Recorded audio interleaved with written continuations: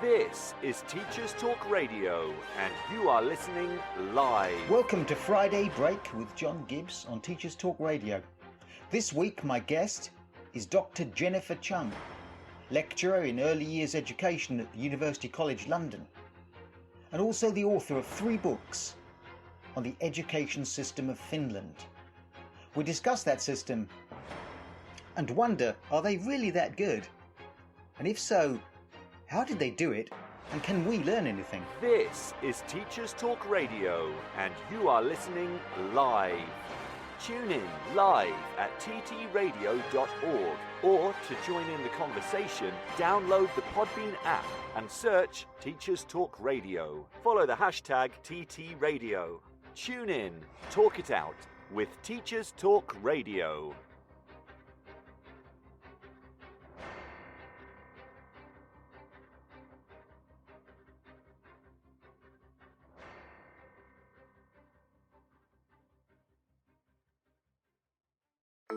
And we're back. It's Friday the 9th of December, and if you're listening to this live, it's not really live because it's a podcast and I've pre-recorded this interview. But you could be listening to it at Friday morning before break at school. In which case, I hope you're looking forward to the weekend and it won't be long until Christmas. I don't know if you've ever imagined what the ideal education system might be like. We've all got our own ideas, probably. Smart uniforms, disciplined schools, cricket fields, the slap of leather on Willow, or something more progressive.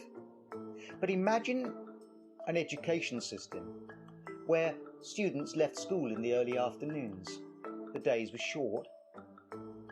Teachers were addressed by their first names. Schools had a high level of autonomy. There was no such thing as Ofsted, no inspections. Schools worked cooperatively together, helping and supporting each other. Inspecting each other, yes, but not judgmentally. No rankings, no competition, and again, no Ofsted. In this system, teachers were highly esteemed, so highly esteemed that it was harder to become a teacher than a doctor. Parents didn't worry about which school to send their children to. The local school was always good enough. A system where there were no SATs tests, no GCSEs. In fact, students sat very few exams, and just at the very end of their school career.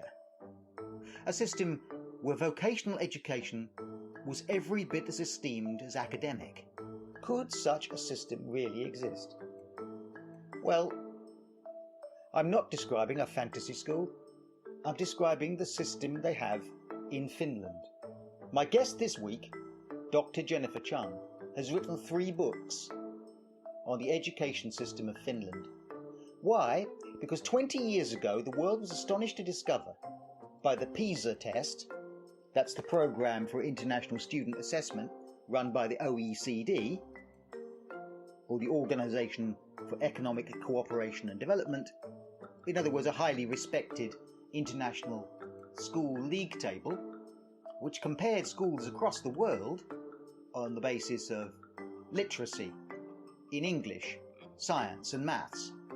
20 years ago, this assessed Finland as having the best schools in the world. Today, they are still in the top 10 schools in the world, above the United States and Britain and most other countries on the planet. And yet, the education system I described is a fair representation of the Finnish school system. The questions I wanted to have answered with my expert guest was, how did they do it? Is it really that good? Can you trust the PISA test? Could we copy anything they've done? Maybe all of it, maybe some of it. But above all, how did they do it? And so, welcome to my guest this week, Dr. Jennifer Chung of UCL. Of course, Jennifer, I'm sure you do many things other than write books about Finnish education, but I know your specialist area, or the thing that you're interested in, what is sort of Scandinavian education more broadly. How did you get into that field? Well, that's a long story. I'm a former primary early years teacher, and when I was an undergraduate, just bear with me, I was studying in Italy, history of art, and I like anyone living abroad at the time, decided to travel around. And I went around various countries, and then I got to Germany and Austria. And then I realized I really can't speak very well with people. At the time, I could speak Spanish and Italian, and the Romance languages are a bit easier for me. So when I went back to university, I started taking German, and then subsequently went to Vienna to try to brush up on German, and it ended up all of my friends there, or almost all my friends there, were Swedish. So I just got the ball rolling a bit with the Nordic countries and being interested in them. And then I visited my friends there, and I just got very interested in the countries in general. But then that blossomed into a more academic interest, combining the Nordic countries and then my interest in teaching and education. And then that turned into me deciding I wanted to live in the Nordic countries and study. I spent a year in Stockholm, and before then I took Swedish lessons in a place called Åland, which is Finnish. They're Finnish islands, but they are Swedish speaking. So then I got very interested in Finland as well, and specifically their bilingual education. A bilingual country where both speakers of the official languages, Finnish and Swedish, have rights to education, all their education from pre-primary to university level in their mother tongue, whether Finnish or Swedish. That is something I didn't know until we talked the other day. That Swedish language was such a part of Finnish culture, and it's not a contentious thing. You just generally you can say, well, I'll be taught in Swedish, and that's just fine. Generally, yes. So Finland was a part of the Kingdom of Sweden for 600 years, and that is why they have the legacy of the Swedish language. So I do read historically that there were some tensions around the language. I remember reading an academic source that called Swedes benevolent overlords, but with the exception of perhaps championing the use of Finnish as a language. So, yeah, at the time, if you wanted to be educated, law, all these things were in Swedish, which created a real pride in the Finnish language for the Finnish speakers. And they're really, I mean, we're going off topic now, but that's okay, because I like going off topic. They're really different languages. I mean, Finnish is it not Indo-European or something like that? I mean, it's Finno-Ugric. So it's related most closely to Estonian, where you can see a lot of similarities, and then much more distantly Hungarian. So it's very, very different and very unusual. So you spent some time in Finland, you were learning Swedish, and that got your interest, and I think did that take you towards a PhD, or am I jumping ahead? Maybe not too far ahead. So from that, I developed an interest in comparative education, and I'm very interested in looking at different education systems from around the world, seeing what's similar, what's different, what can or cannot be transferred in terms of policy. And I think what's come about that is really doing a deep dive into socio-cultural and historical context of countries, because that really shapes how the education systems were formed. So around the time I was looking at a PhD, I was really interested in having a country with education in two languages. So, the Swedish-speaking minority having full rights to education in their mother tongue. And I was discussing this with my future PhD supervisor, who suggested, actually, if you're interested in Finland, perhaps it's wise to explore how they have done in Pisa. And I said, well, that's an excellent idea. So at the time, Pisa had probably 2 iterations at the time. Yeah, 1 or 2, where Finland had scored at the top, and people were very, very, very curious as to why Finland scored so well in Pisa, which stands for the Program for International Student Assessment. And that's administered by the OECD. So people were just very curious about this, and that became the main topic of my doctoral research. Were you then working at UCL? No, I was a doctoral student there at the time. And subsequently, you've written a couple of books on Finnish education. Yes, I have. I came across you because your book was recommended to me. One's on teaching, training, and the other's on again the Finnish education system. Yes, so the first one is based mainly on my doctorate, which is basically why has Finland performed so highly in PISA, and then the policy implications of that. So the repercussions of what has happened since PISA burst onto the scene, which is now about 20 years ago.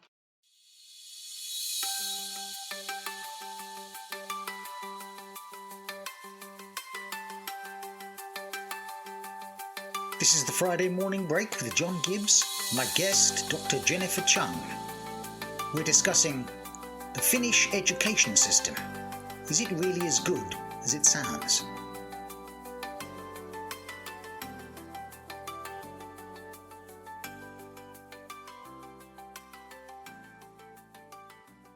And then what I found, one of my major findings with my doctoral research was the teachers in Finland and the strength and quality of their teacher education. So that became my postdoctoral research, was exploring teacher education in Finland. I mean, I've never written a book, and I would imagine it's a sort of a long way from being finished, and then suddenly, it's kind of finished. A big project. How did you go about writing a book or two books about Finnish education? Was that an awful lot of visits to Finland, or did you live in Finland for a long time there? I made a lot of visits to Finland. I interviewed teachers, I interviewed head teachers, I interviewed ministers of education, and then I interviewed people at the OECD involved with education. And then I did observations at various schools, both Swedish-speaking and Finnish-speaking. Oh, and then for my postdoctoral research, then I went to universities, and then what is called the normal school. I guess I could go into that a bit more later, but again, interviewed, teachers, head teachers, lecturers of education, professors of education, and then teacher trainees, so student teachers. Before we get into the features of Finnish education, what led you to think about this, or what led your supervisor to advise you that it's a good way to go, was the PISA scores. PISA, how reliable is PISA? PISA evaluates, well, tell me about PISA. How does it judge schools? So that's quite interesting. It's very criticized because of A, perhaps its methodology, but also B, its view of education, and C, what it has done with education policy worldwide. So it measures what they have labeled literacy. So mathematical, scientific, and reading literacy were the three original subjects that they collected data about. And it's for 15-year-olds. So they're really aiming at the end of most countries' compulsory education. One of the criticisms going to be that it doesn't really evaluate things like creativity, art subjects so well. They're very kind of STEMmy subjects, science and maths and literacy. Practical. Or is that a good place to narrow? If you're going to compare countries, don't compare too much. I think that's interesting. So what they tried to do was differentiate themselves from other international evaluation systems. So their version of literacy is, how are you using these in real life? So it was a real-life application of reading literacy, mathematical literacy, and scientific literacy. So there's an association called the IEA, and they have tests called TIMSS and PEARLS, and those are much more curriculum-based. So you do have countries that perform differently on TIMSS and PEARLS as opposed to PISA. Before we leave PISA, maybe another criticism, or potential criticism, is that you can't always trust what countries say, because it is a league table. So countries that are conscious of their own international image don't necessarily want to be seen to be low on PISA. So can you rely on countries, I'm thinking of countries like maybe China, where, international image is a big thing, and falling down the PISA scores wouldn't be considered a good idea. Yeah, so what's happened with PISA is the creation of an international league table. We have them in this country for schools. You increasingly see them in education. So you see university league tables, within countries, you see them internationally, and then this is just one way the OECD is evaluating education systems. So you have PISA is just one assessment that comes out of the OECD. So there is it does drive a lot of policy. There is PR, shall we say, about a country's education system as shown by PISA. So, and that's really grasped on by the media. So, after every PISA cycle, the data analysis usually takes about a year.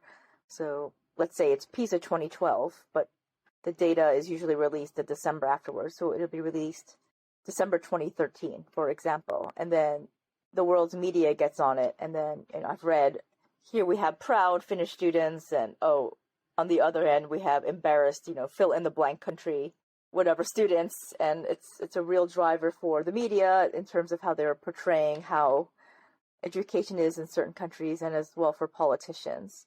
I remember talking to teachers in Finland, and I said, could you cheat on this?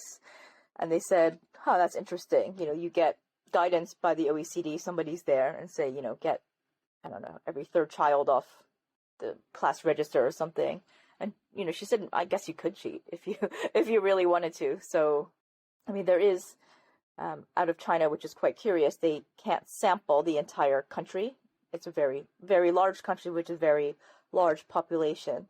So they can't make a representative sample of the entire country. So they test what they call economies or large cities, such as Shanghai, Beijing, Hong Kong. And what you do have here or there in these big cities are a wealthier and presumably better educated population. So it's up for debate.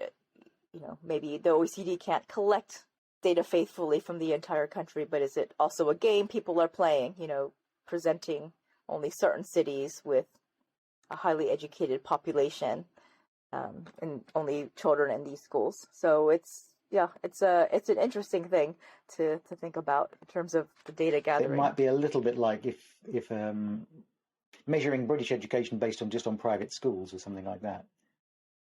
I guess perhaps, yes. Although if it is the kind of economic areas, the more wealthy areas of China, that's telling us something interesting about those schools. Mm-hmm. And yes, even if PISA said, well, the British public schools are wonderful, then we'd know something we didn't. So it wouldn't be entirely useless. Yeah. And if it fits in some sort of narrative like, the Americans, after all, the United States, richest country on earth, they surely should be good at education, and they turn out never to be quite very, very good, which is a great headline. The PISA scores seem to say that Finland is outstanding at education. It really is very, very good. And is that still true? PISA's a few years ago. I remember hearing about that, which is why I got interested in your book. And that Finland just does it really well. And I must admit, I like to hear that in a way that I maybe don't like to hear that about other countries, because I quite like the sound of the Finnish education system. Is it still good? I would say yes. What has happened is with PISA over the years now, it's making me feel old. It's been about 20 years since the first scores were released. But you have seen a decline in Finnish scores, and the rise of East Asian countries and economies taking the top positions. I think I used to go to conferences, and there would be representatives from Finland, and people would go up to them and say, "Wow, congratulations!" And they'd be, for what? Say, for PISA. And I said, this is just one test, but it was really quite something in terms of the sensation it caused, really, that has lasted for 20 years. I guess to answer your question, it's, having gone to Finland, having seen schools, I think it's great, honestly. I'm not sure if I've seen anything in a school that would make me say, oh my gosh, it's declined. I think things have happened that would make the scores decline, or other countries. It might well higher. be a relative decline. In other words, other countries have got better. It might not be that anything has got worse in Finland. Of course, that's relevant to a story this week in the news in this country, with the Ofsted chief inspector saying that if you don't inspect schools regularly that have been deemed outstanding, they may have declined. You have to keep them on their toes by turning up to inspect them regularly. That's a very different form of inspection. That's a sort of disciplinary form of inspection as opposed to an inspection form of inspection. But maybe I don't want to think about that too much. But Oh, sorry. Oh, I think that's really interesting because the inspection system has done in this country is really insinuate that people don't trust the schools to do a good job. And so in Finland, they abolished inspections in the 90s, and then now schools, they self-inspect, so they self-assess. They have conversations with themselves and local stakeholders such as parents and the teachers, and maybe if they're older, some of the students, and say, how have we done this year, as opposed to having an external evaluation. Our audience is largely teachers, and I can almost hear them all cheering at that simple observation. If they carry anything away from this, and as you say, the idea that Ofsted tends to see schools as children who you have to keep an eye on, so that if you leave them for too long, they'll have got up to who knows what. Whereas now, when I first started teaching, I taught in a very progressive school. This is good on 30 years ago, 40 years ago, and we had a thing called mutual support and observation. So one teacher would look at the other teacher's class, and there was kind of like constructive criticism only, please. School advisors, local authority school advisors, who would turn up and tell you about the latest developments in your subject. It's a very different approach in Finland to inspecting schools. Yeah, or a non-inspection. I think what you just said reminded me of a first-year teacher that I met, and he went to the head teacher and said, I'd rather not use the textbook that we have. I wanted to use technology. I want to use iPads, teach English. I think it was English he was teaching. The teacher said, yeah, I trust you, do it. And this is a first-year teacher, so he's the equivalent of a NQT year. And the head teacher said, do what you want, I trust you. Use the iPads, don't use the textbook.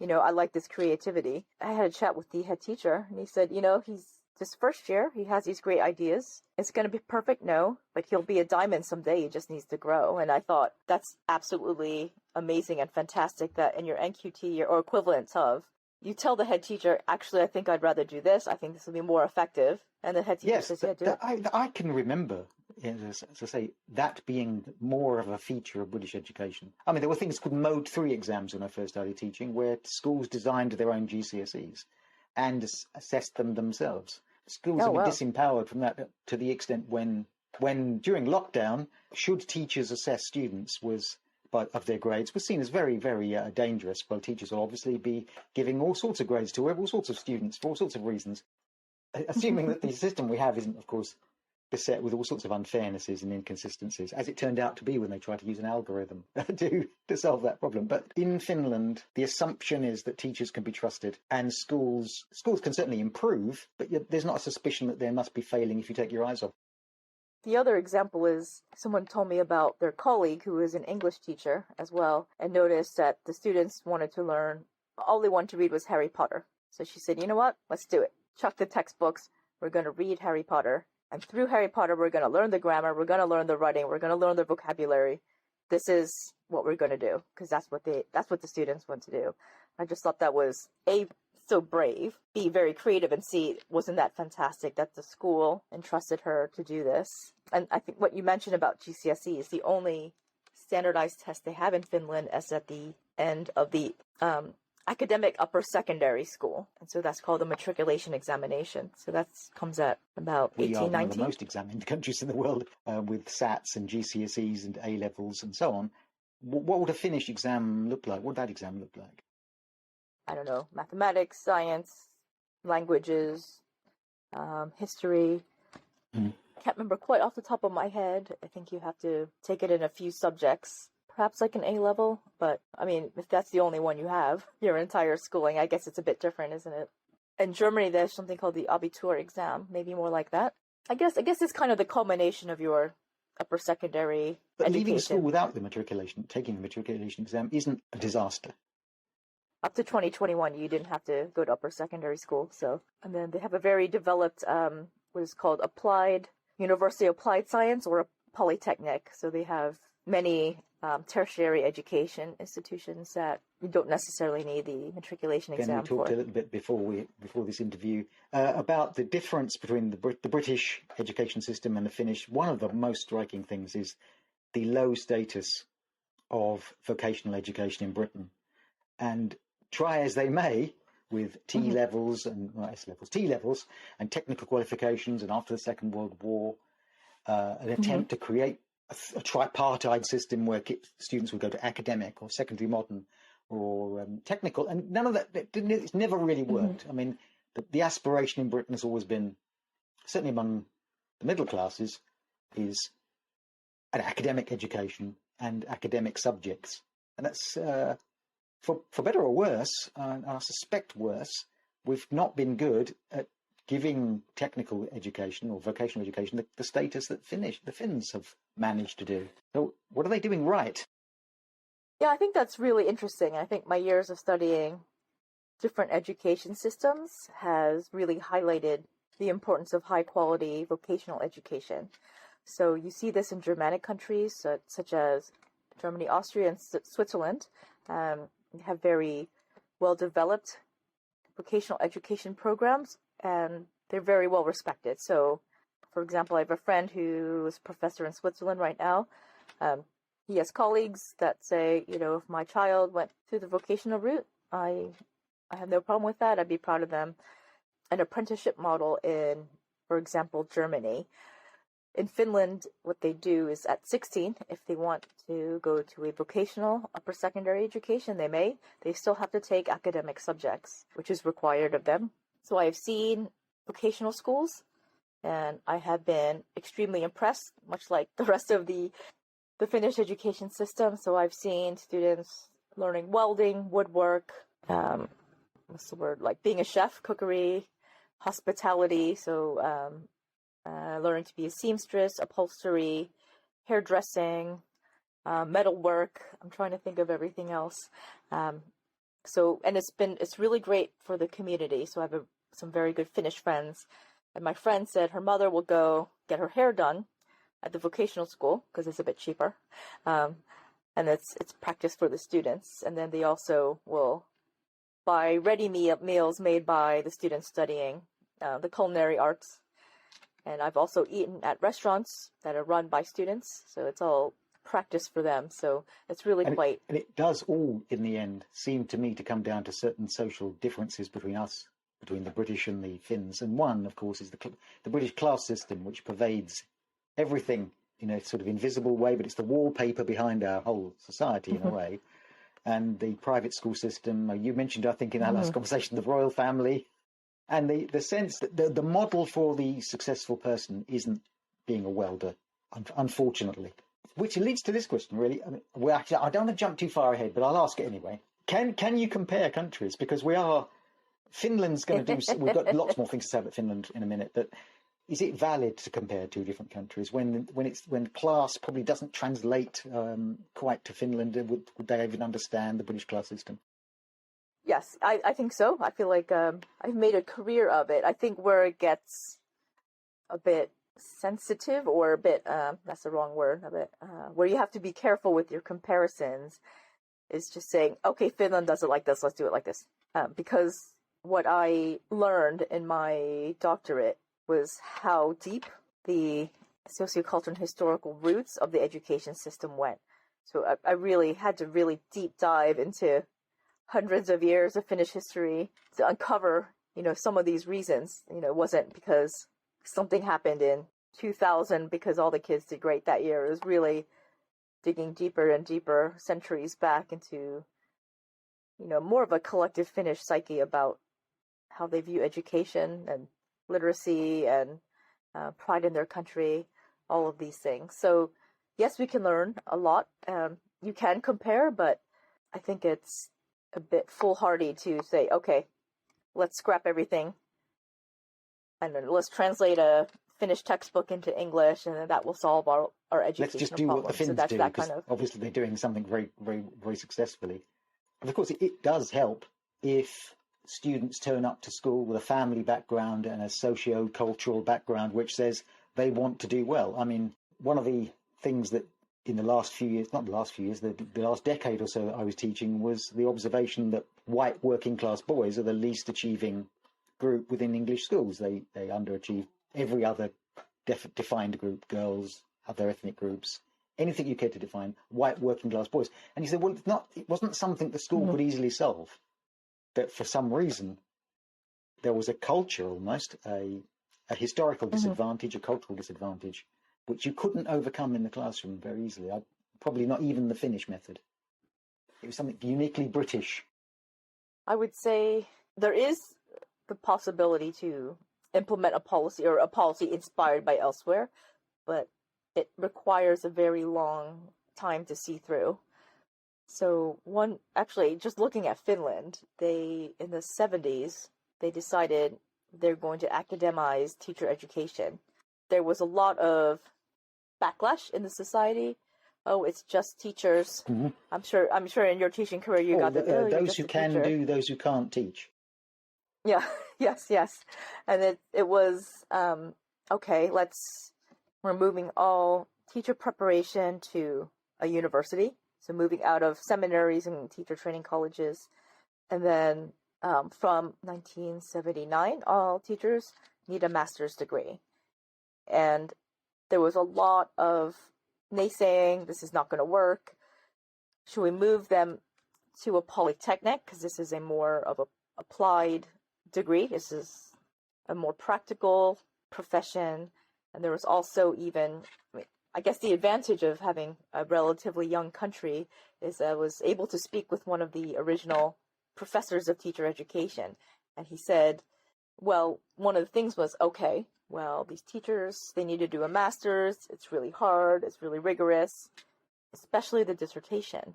And, should they have a group dissertation? Should a bunch of them write one? And it eventually came out that every master's degree should be on par with every other master's degree coming out of the university.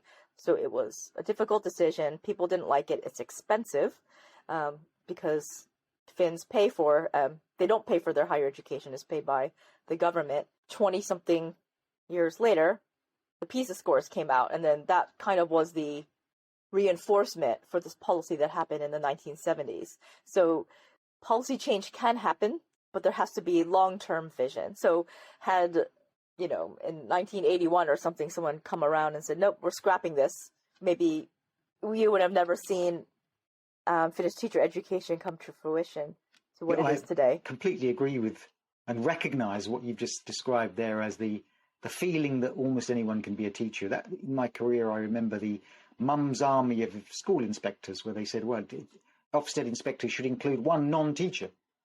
Someone who's just got a broad experience. They were described as people with common sense. And this the idea. It's very, very against the idea that experts, you can't really trust experts because they're experts. And really what you need is people with everyday experience. Or that another time I remember, mostly conservative governments would mention things like, would suggest ideas of people coming out of the army would make good teachers and so on. But the people, yes, ex-army chaps, they'd be tough and the kids would respect them. I remember this, yeah. And the idea being that the sort of least person you wanted, or the person you least wanted, was someone who their head was in the clouds, an academic.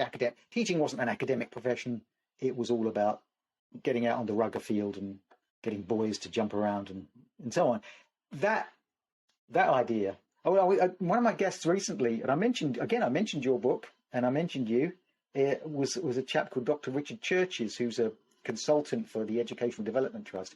And what he does is tries to do what that organisation does is do research in schools using teachers to conduct research into their own practice. And again, that he says that one of the effects of that is an empowering effect, that teachers then feel sort of in charge and they can do this sort of thing. They're not simply delivering something prescriptively given to them.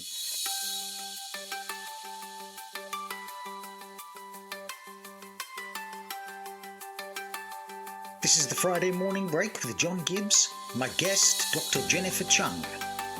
We're discussing the Finnish education system. Is it really as good as it sounds?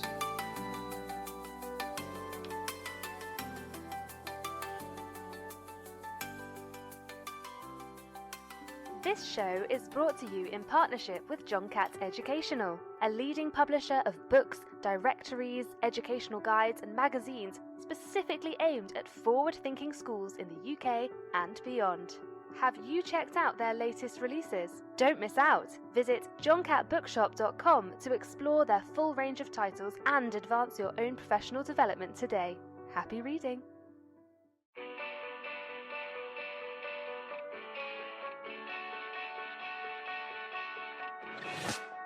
This episode of Teachers Talk Radio has been made possible with support from Witherslack Group, the UK's leading provider of SEN education and care. They're here to support you too through an ever-growing offer of free resources, including webinars, podcasts, articles, and events aimed at supporting teaching professionals like you. Visit their website at www.witherslackgroup.co.uk to find out more. This is Teachers Talk Radio, and this is Teachers Talk Radio News.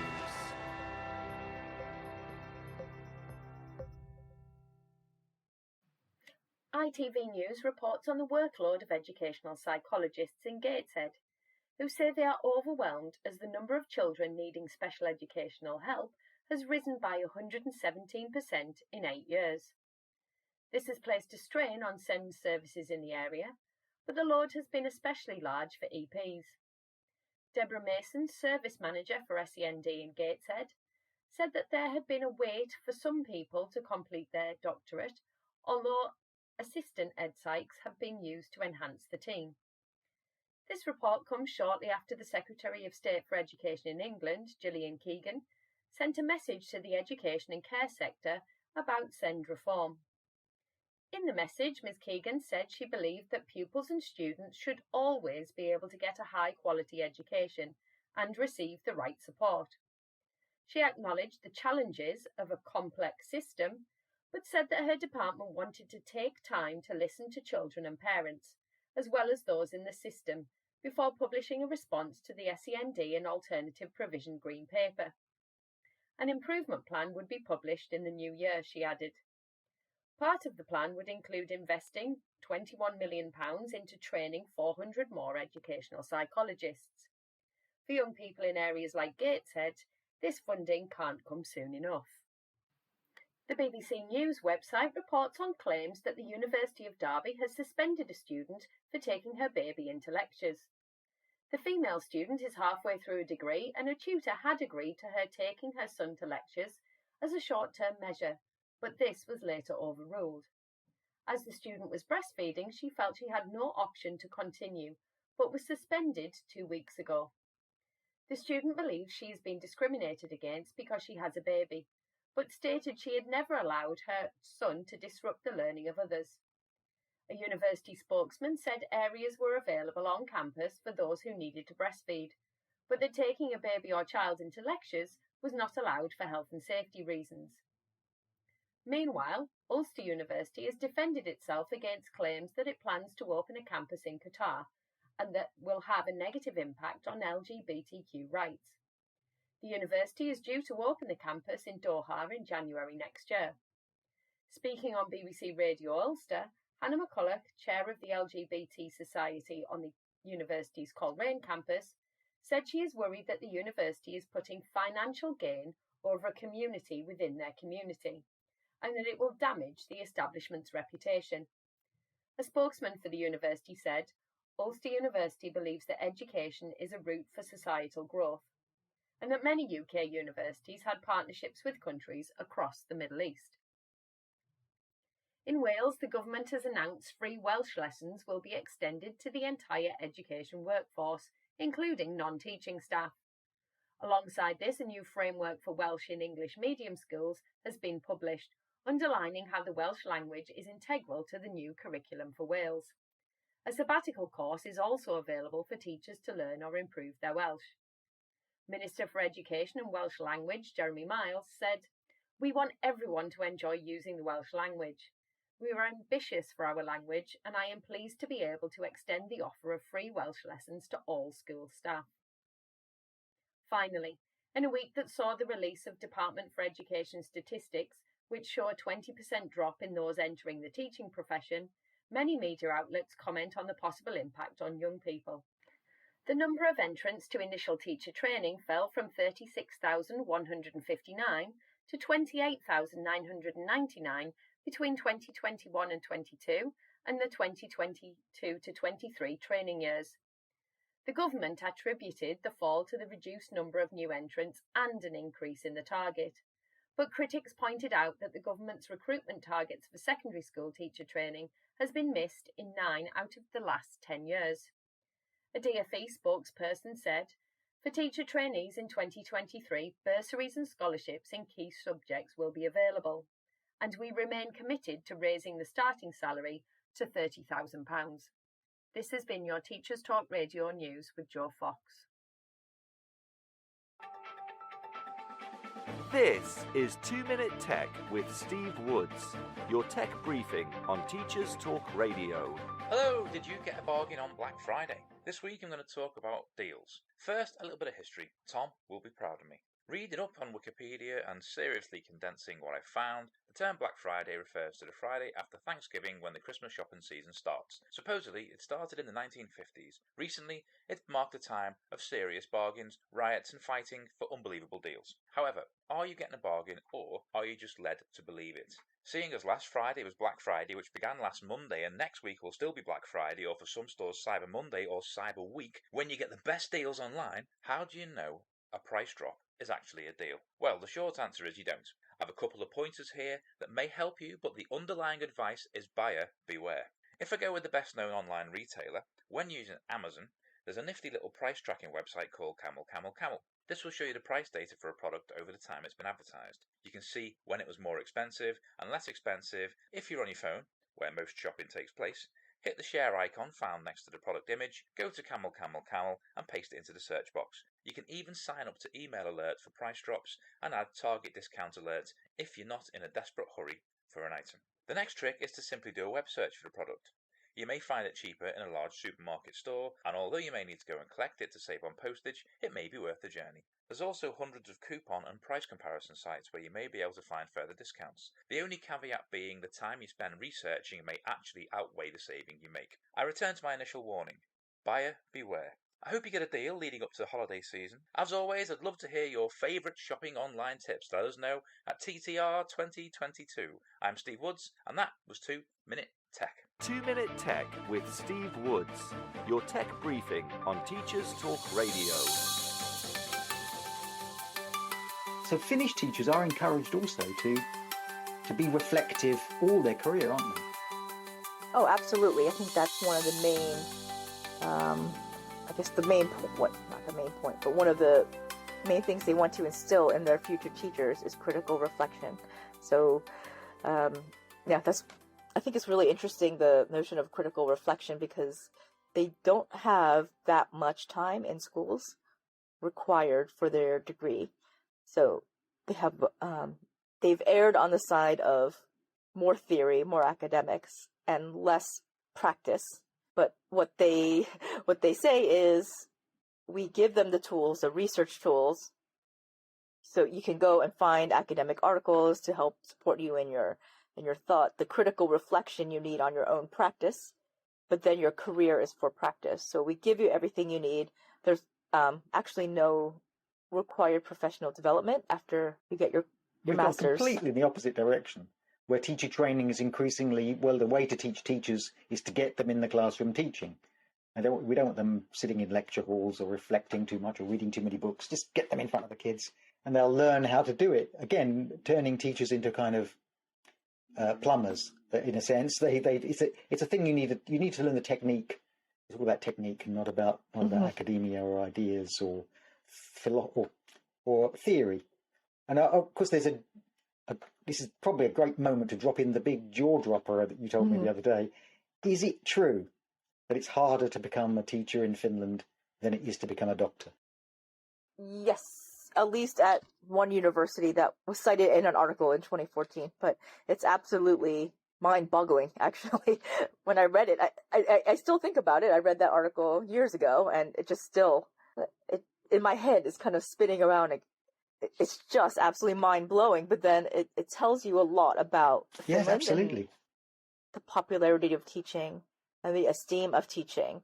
So it's for primary teaching at one of the universities in Finland, which is considered the most prestigious. So it's harder to get into primary teaching than it is into medicine at that university. And so primary teaching is so popular that it's about 10% acceptance rate. So it's highly competitive to become a primary teacher. And when you become a primary teacher, you're someone of some social significance. And of course, that shouldn't be in any way other than, I taught mostly in sixth forms, and my brief experience of teaching in a primary school made me realise that it was utterly impossible for me to do that, because it was far too difficult and is far too technical, and is certainly not something a well-meaning mum can turn up on a Wednesday afternoon and give it a bit of a go. It's an extraordinarily complex task. No.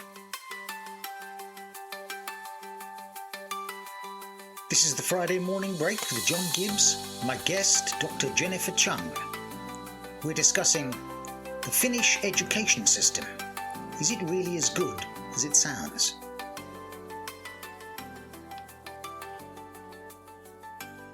You've clearly looked a lot at teaching teacher training, and what is a normal school? What is the So it's akin to a lab school as well. So it is the official school where student teachers take their teaching practice. So they are affiliated with the university.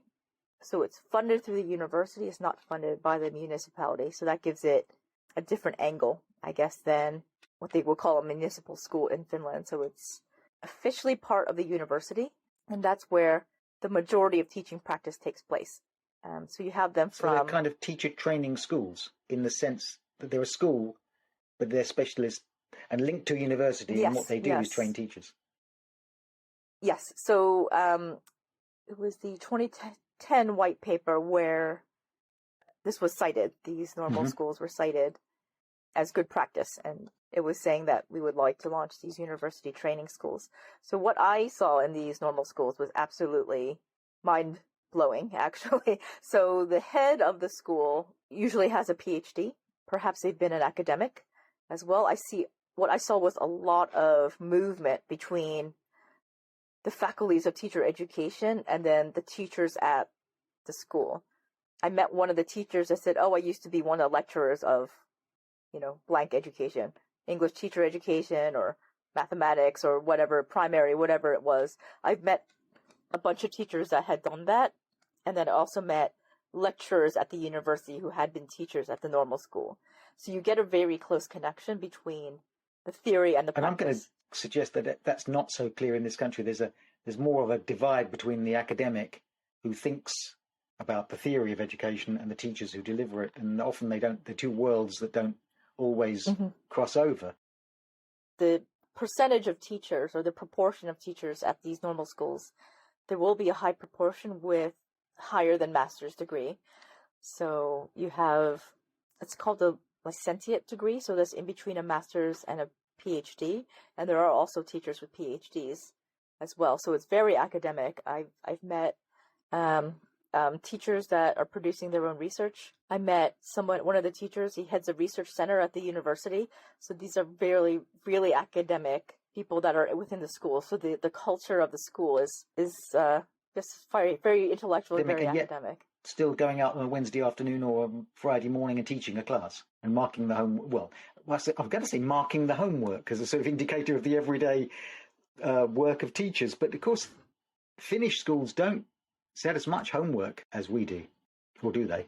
That's in primary schools, and it's up to the school, so it's very decentralized. I think that's another major point. So there's what is called the National Core Curriculum, and it's it's up to the school, it's up to the municipality to see how they carry that out. But that's really devolved into the school level with the head teachers. But then the head teachers will say, "I just tell the teachers, do what you want." Again, it's up to the school, so it's a bit harder to generalize about homework. From an English perspective, I think people would find schools quite relaxed. Yeah, that's interesting, because the sort of narrative and the language of education in this country during lockdown, before lockdown. I was struck a couple of years ago by a snow day. There was the weather was particularly bad, and schools were being closed because of snow. And a head teacher was being interviewed. He said, "I'm not closing the schools." He said, "Well, I don't think I'm closing the schools." He said, "Well, I want students in school learning." And it seemed to me to sum a culture up in this country in which, if anything, the school day, if it is talked about at all, it's talked about being longer. And if homework is talked about at all, it's talked about setting more of it and earlier. So, but the Finnish school day is quite short. And homework, as we said, may or may not be, but it's certainly not emphasised the way we emphasise it. No. Last time I checked, it was Finland had the shortest school day in the OECD. So among OECD countries, I was joking last time we chatted. You'll see small children kind of walking around, school age, sorry, and then you kind of think to yourself, why aren't you in school? But actually, school ended a while ago, so that's why you're not in school. The school day is quite short. I think if teachers look honestly at what they do in the school day, and students when they return home in the evening and you ask them about what they've done, there's an awful lot of repetition, an awful lot of wasted time. And it's something teachers don't like to admit, I think, is that school, you could do an awful lot more in an awful lot less time if you taught differently and allowed the school to be richer in experience. It could be a whole lot shorter. Let's think about other things about the Finnish education system. So we talk about the school day and homework and teacher training. There's an emphasis, I think, also on variety during the school day, on sort of creativity. More generally in the world, there's been kind of a narrowing of the curriculum to these core subjects. But I just think what I saw was a lot of autonomy and freedom and trust. Yeah, I saw supervisions as well. And then it really struck me, there was one mentor teacher, and she said her whole thing was, what is your pedagogical point? She said, I don't tell them how to do things. You do it as you want. You find your own style. My style is not your style, but always remember, what is the pedagogical point? Yes, and a discussion I had again with Dr. Churches the other day, with Richard Churches. He was saying that one of the features of a successful education was when teachers knew where the lesson was going, even though they had all their own styles and ways of getting there. A good lesson seemed to have a purpose that the students could articulate and the teacher could articulate. But other than that, there was no formula. I reminisced the other day about when I was teaching in a school that wasn't doing well, and there was discipline problems and so on. And every teacher was issued with a small plastic card of responses to student behaviour, so that we would all say the same things if you saw a student misbehaving. And this had come from a consultancy that they hired at the school to try and advise them on improving student behaviour. And they said, well, these are certain non-confrontational standard responses that all teachers should use. And I thought, well, this is the end. This is the final affirmation that teachers are simply automata and not actually engaged in anything independent at all. It was a script, and as anyone who's tried to copy a successful teacher or follow this is how to teach. There is no absolute answer on how to do that.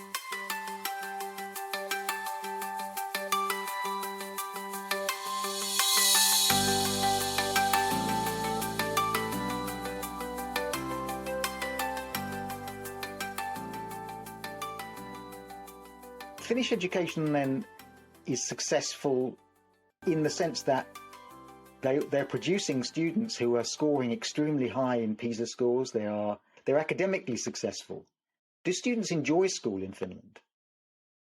I mean, it's school. I think people used to ask me, like, what are they doing?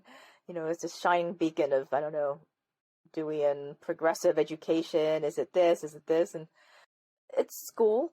I've seen very traditional schools. I've seen people be a bit more creative about it. I think there's not this very East Asian extrinsic motivation and parental pressure that I do not see in the least. Well, the other extreme is the sort of South Korea leaving school at 4 p.m, and then you go back to do 2 or 3 hours evening school on top. That intense. So to sum up, the Finns, they've managed to give teachers a high status, a high level of, based on a rigorous training, an emphasis on academia and ideas, which they're unafraid of. The school day is shorter. There's not such a great emphasis on intense homework, although that may be varied. They don't have a school uniform. No, it's actually illegal. Yeah, I'm guessing that's worries about militarizing kids. How do they address their teachers? Is it Sir, Miss, or first names? First name. Yeah, I taught at a school where it's first names and no uniforms, and now it's Sir, Miss, and uniforms, of course, and that was considered enormously out there, the wacky end of extremely strange. I'll share one anecdote with you. I remember when I first started teaching at that school. It was a very, very progressive school, and it was a sunny afternoon, and I hadn't been teaching at the school long, and a boy said, we were teaching ancient history, And the boy said to me, he said, "Oh, there's a Roman ruins near my house." And I knew there was in the town somewhere. I said, "Oh, is that right by where you live?" He said, "Oh, yes, it's right by my house." I said, "Well, take us there." So we all left the classroom, the entire class, 30 kids, and just me. And we went across the town, went to the Roman ruin, had a look, sat down, had a talk about it, and came back to the school. I'd probably be fired on 5 different for 5 different reasons if I tried to do a thing like that today.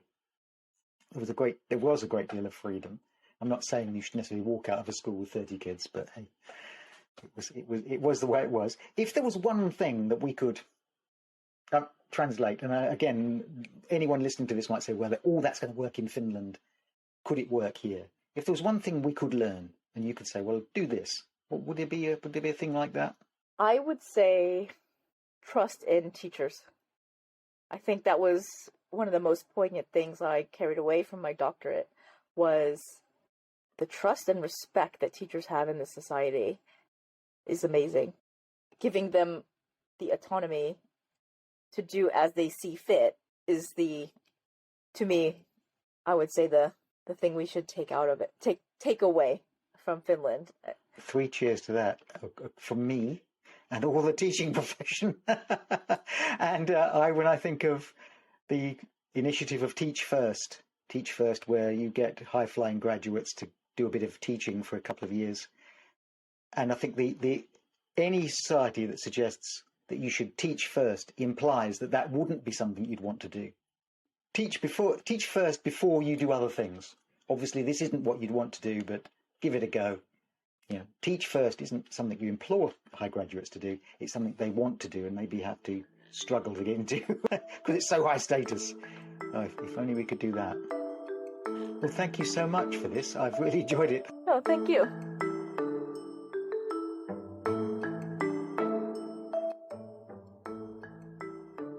And that brings this week's episode of the Friday Morning Break with John Gibbs almost to a close.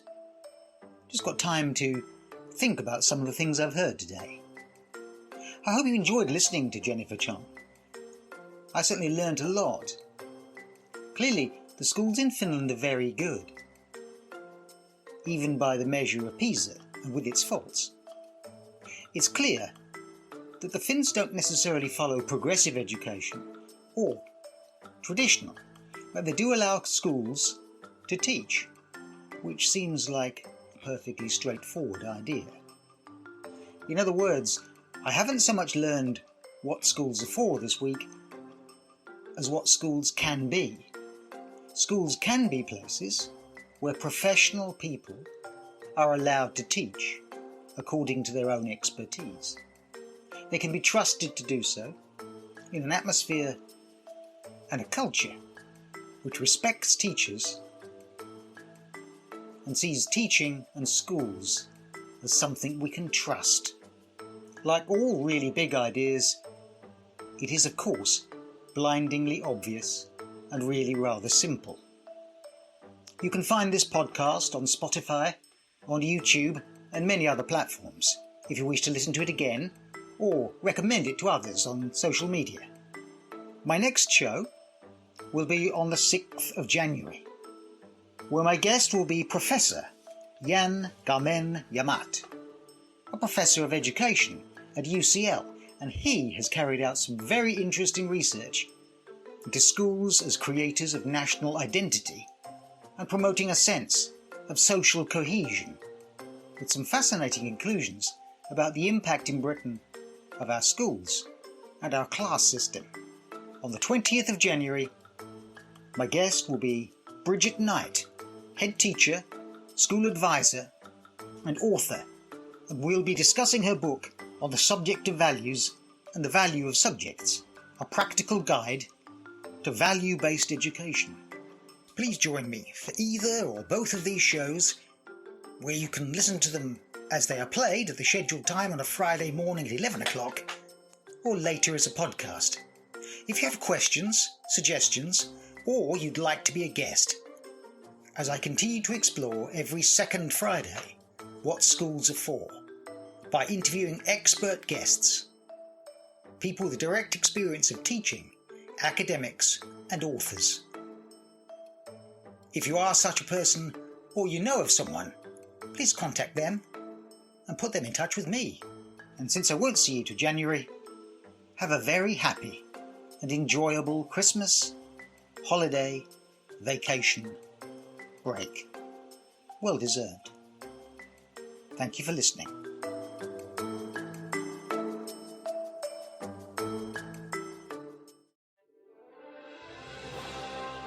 You've been listening to Teachers Talk Radio. Tune in live and listen back at ttradio.org. We look forward to hearing from you next time on Teachers Talk Radio.